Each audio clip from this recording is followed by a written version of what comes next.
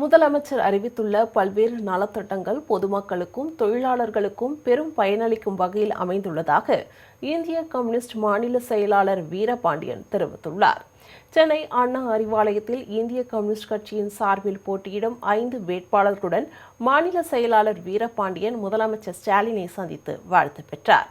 பின்னர் செய்தியாளர்களை சந்தித்த அவர், திமுகவின் தேர்தல் அறிக்கையை இந்திய கம்யூனிஸ்ட் கட்சி வரவேற்பதாகவும் மீண்டும் ஆட்சிக்கு வரும்போது இந்த வாக்குறுதிகளை முழுமையாக நிறைவேற்ற வேண்டும் என வலியுறுத்தியுள்ளதாகவும் தெரிவித்துள்ளார்.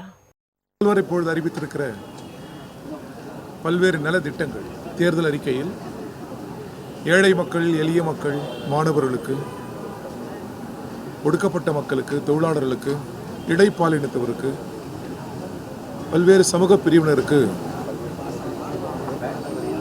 திமுகவின் தேர்தல் அறிக்கை என்பது வரவேற்புரிய ஒன்று. அதை இந்திய கம்யூனிஸ்ட் கட்சி வரவேற்கிறது.